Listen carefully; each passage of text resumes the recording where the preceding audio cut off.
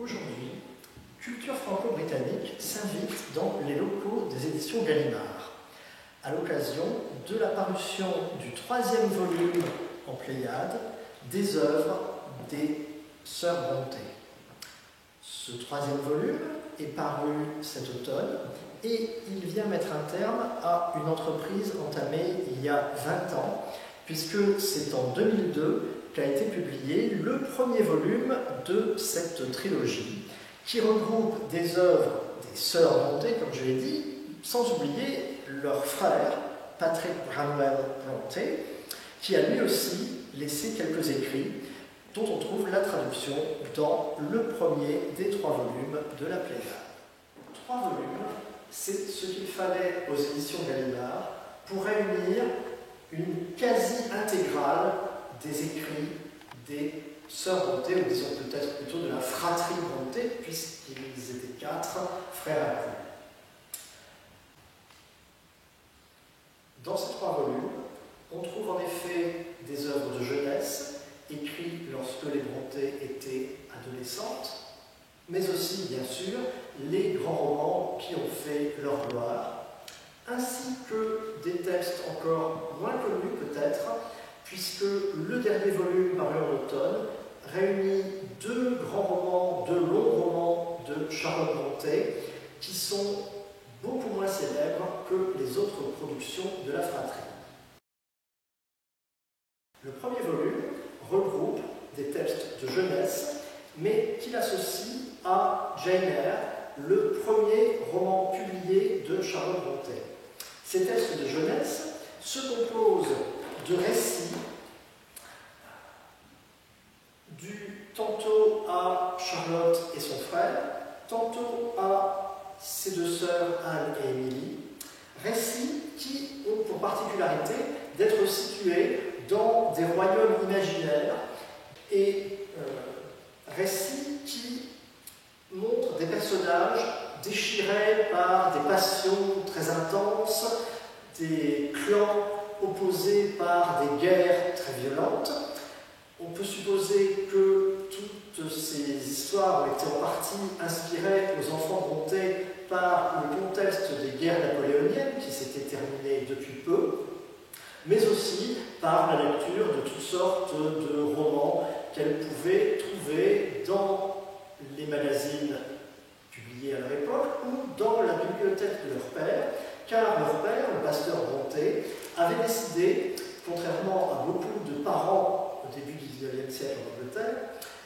avait décidé de leur donner libre accès à sa bibliothèque, de sorte que ces jeunes filles et ce jeune homme, qui étaient les membres de la fratrie Brontë, avaient accès à toutes sortes d'ouvrages, plus ou moins anciens, appartenant à la littérature britannique ou européenne, que beaucoup de parents auraient vu d'un très mauvais œil comme lecture pour de jeunes enfants. À partir donc de toutes ces lectures diverses et variées, les membres de la fratrie Brontë, du moins les membres survivants, car il y avait eu, avant les 4 Brontë connus, il y avait eu 2 sœurs aînées mortes dans un pensionnat. Donc les 4 Brontë survivants, Branwell, Charlotte, Anne et Émilie, ont écrit, par affinité, regroupés 2 par 2, ont écrit ces très nombreux textes de jeunesse. Dans le cas d'Émilie, il a survécu essentiellement des poèmes. On n'a gardé pratiquement aucun texte de jeunesse d'Émilie Brontë. Mais dans tous ces textes qui pêchent évidemment par l'inexpérience, par l'excès, l'extravagance des situations ou des personnages, il est permis de déceler déjà des éléments qu'on retrouvera par la suite dans les romans des Brontë adultes. À propos de poésie, justement, c'est par un recueil de poésie que les Sœurs Brontë se font tout d'abord connaître au public. Se faire connaître est un bien grand mot, car le volume qu'elles publient sous pseudonyme se vend à un nombre extrêmement limité d'exemplaires. Je pense que ça se comptait sur les doigts d'une main, quelque chose comme ça. Et l'insuccès de ce premier essai de publication ne les décourage pas, malgré tout.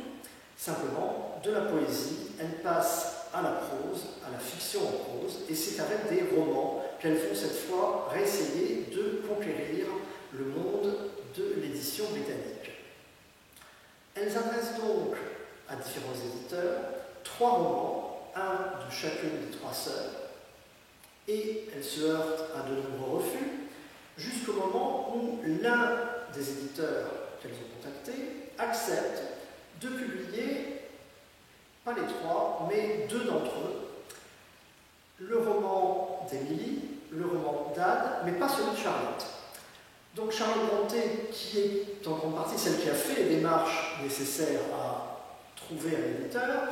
se voit répondre que son écrit à elle n'est pas publiable, mais que celui de chacune de ses sœurs va pouvoir voir le jour. Et donc, c'est ainsi que paraît en librairie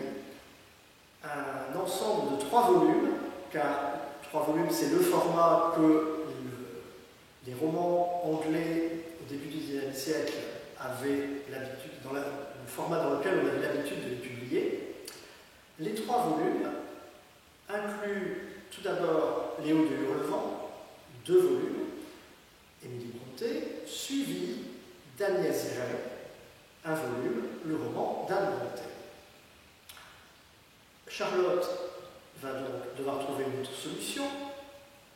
et le roman qu'elle avait proposé, Le Professeur, n'ayant pas été accepté, elle comprend qu'il faut qu'elle change totalement de registre, et comme il lui a été suggéré, il faut qu'elle propose quelque chose de beaucoup plus romanesque. En effet, le texte qu'elle avait écrit, Le Professeur, péchait apparemment par un excès de réalisme, par un manque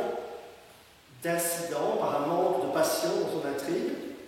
Et Charlotte va donc essayer de remédier à ce manque avec le roman qui va s'appeler Jane Eyre. Cette fois, le texte est accepté par un éditeur, et c'est donc presque simultanément que sont publiés les romans des 3 sœurs Brontë, comme je l'ai dit, sous pseudonyme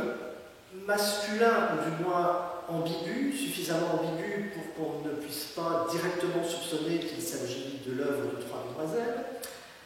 Elles ont gardé leurs initiales, CB, EB et AB, Charlotte Brontë devenant Currer Bell, Émilie Brontë devenant Ellis Bell et Anne Brontë devenant Acton Bell. Sous ces 3 pseudonymes, elles vont donc affronter non seulement les lecteurs, mais surtout les critiques de l'Angleterre victorienne, et ces critiques vont être très intrigués par ces pseudonymes, et puisqu'il s'agit, notamment pour Jane Eyre, d'un récit, d'une fiction autobiographique, ils vont beaucoup s'interroger sur l'identité de ces 3 écrivains, se demandant si ce sont vraiment des hommes ou peut-être plutôt des femmes, puisque Jane Eyre est l'histoire d'une femme qui parle en première personne, puisque certains éléments leur semblent indiquer une nature plutôt féminine chez ces auteurs, et en même temps, il y a un élément de brutalité, de violence, surtout dans Léo de Hurlevent, qui fait réagir certains critiques en disant que ces ouvrages ne peuvent être auteurs que d'un homme, jamais une femme n'aurait pu écrire de telles horreurs. Et on se demande aussi s'il s'agit bien de 3 écrivains différents, ou s'il ne s'agirait pas d'un seul individu qui aurait écrit les 3 sous 3 pseudonymes distincts. Pour remédier à toutes ces interrogations, pour contrer toutes ces rumeurs, les sœurs Brontë décident de se rendre à Londres pour rencontrer leur éditeur et lui montrer qu'elles existent, qu'elles sont bien distinctes et qu'elles sont des femmes et non pas des hommes. Charlotte et Anne Brontë se rendent donc à Londres, rencontrent leur éditeur, et à partir de là, évidemment, la situation change. De toute façon, le secret qui a été préservé un certain temps ne le sera pas toujours. Surtout pour Charlotte Brontë, celle qui vivra le plus longtemps des 3 sœurs Brontë, c'est le début d'une nouvelle vie, car elle rencontre, grâce à son éditeur, un certain nombre d'intellectuels londoniens, même si elle continue à habiter Haworth, à habiter le nord de l'Angleterre, et a mené une vie assez retirée, malgré tout, Charlotte Brontë lie des contacts avec des écrivains, des artistes, des journalistes. Charlotte Brontë est celle de la fratrie qui a vécu le plus longtemps, car elle a eu en effet la douleur de voir disparaître successivement son frère et ses deux sœurs. Après la mort des autres membres du clan, elle reste donc seule à défendre les œuvres des Brontë. Elle aura le temps d'écrire 2 romans avant de décéder elle-même. 2 romans qui sont justement ceux qui forment le 3e et dernier volume de l'édition Pléiade, le fameux dernier volume paru cet automne. Ces 2 romans sont très différents de Jane Eyre, celui par lequel Charlotte Brontë est aujourd'hui la mieux connue.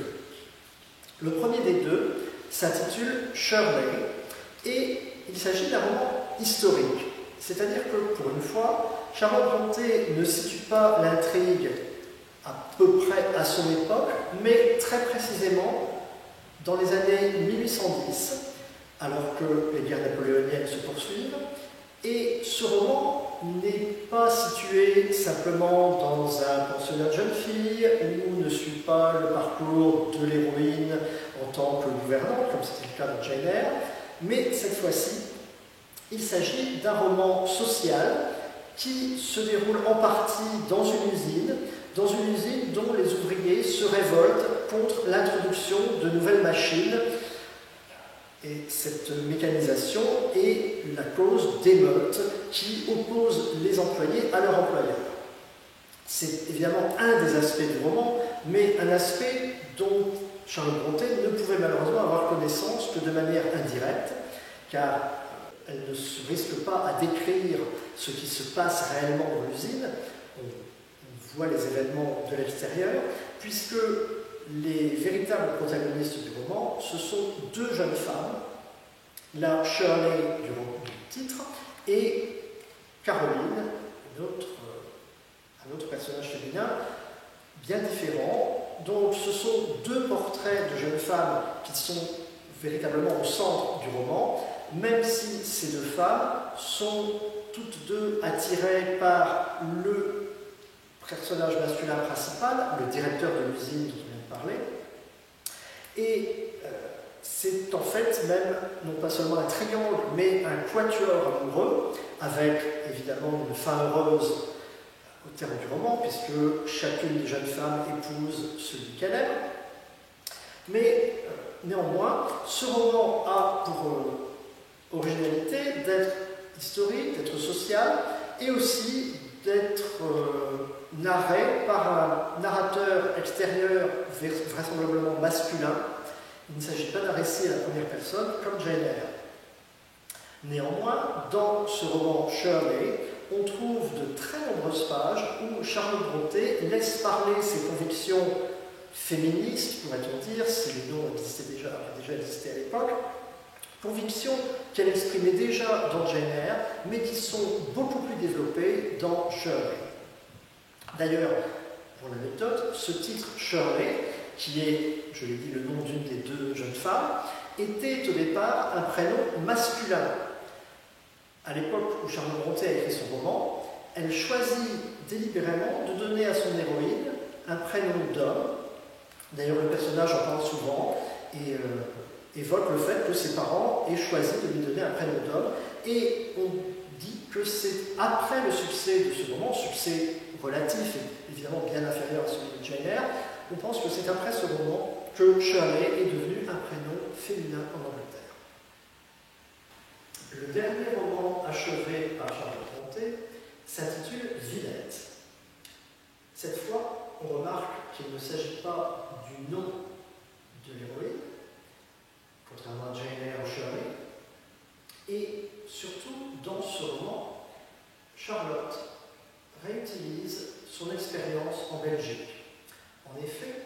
lorsqu'elle avait décidé avec ses sœurs d'ouvrir une école de jeunes filles, elle avait considéré qu'il était indispensable de perfectionner sa maîtrise de la langue française et dans la mesure où la France lui apparaissait trop coûteuse, elle avait fait le choix d'aller étudier à Bruxelles dans un pensionnat où elle était à la fois élève et professeure, et les leçons qu'elle donnait d'anglais lui permettaient de financer les cours qu'elle recevait en français. Villette est donc le nom qu'elle invente pour la capitale d'un royaume qui est en fait la Belgique, le royaume de la Basse-Cour, dans le livre. Et dans ce roman, Charlotte Brontë raconte en fait une histoire très semblable à celle qu'elle a elle-même vécue en Belgique, puisque dans ce pensionnat, elle était devenue amoureuse, éperdument, du directeur de la pension, M. Léger, et malheureusement cet amour n'avait pas été réciproque. Charlotte avait, après son retour en Angleterre, écrit de nombreuses lettres qui n'avaient pas reçu de réponse, et il lui avait fallu évidemment un certain temps pour surmonter cette grande déception. Elle l'avait peut-être déjà en partie transfigurée dans Jane Eyre, où Jane, la gouvernante, finit par épouser son employeur Rochester, mais cette fois, elle se situe plus près encore de sa véritable situation, puisque l'héroïne, Lucy Snow, était prise d'un professeur belge, mais le mystère de ce roman, c'est qu'on ne sait pas véritablement si la fin est heureuse ou non. En effet, dans Villette, Charlotte Brontë a choisi un mode narratif assez mystérieux. Il s'agit d'un roman construit de façon relativement classique malgré tout, mais il y a plusieurs passages où l'on ne sait pas vraiment si l'héroïne rêve, si elle a des hallucinations, et c'est le cas notamment de la fin, où la narratrice prend bien soin d'être suffisamment ambiguë pour ne pas révéler si, oui ou non, l'héroïne a pu épouser son bien-aimé, si le mariage tant attendu a vraiment eu lieu. Dans ce roman, Charlotte Brontë multiplie aussi les portraits de femmes, car il y a Lucy Snow dont j'ai parlé, mais il y a d'autres personnages féminins qui sont décrits de manière critique ou admirative selon la personnalité en question. Et ce roman Villette est certainement ce que Charlotte Brontë a écrit de mieux avec Jane Eyre, et c'est un roman qui, dans le monde universitaire, est reconnu comme un texte tout à fait original, de valeur, innovant même par sa technique narrative. Il est d'autant plus heureux que les lecteurs français puissent désormais avoir accès à une nouvelle traduction intégrale grâce à ce volume plénial qui vient compléter, en formant une trilogie, ces œuvres presque complètes des Brontë chez Gallimard.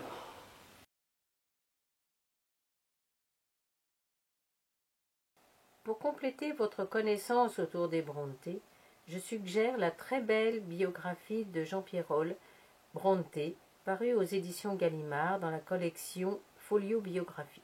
Vous pourrez ainsi suivre et comprendre la vie et l'évolution psychologique de la fratrie Brontë, mais aussi découvrir l'origine de leurs écrits. Un livre intéressant à lire absolument pour tout savoir et percevoir d'un autre œil la lecture des romans parus dans la collection La Pléiade aux éditions Gallimard.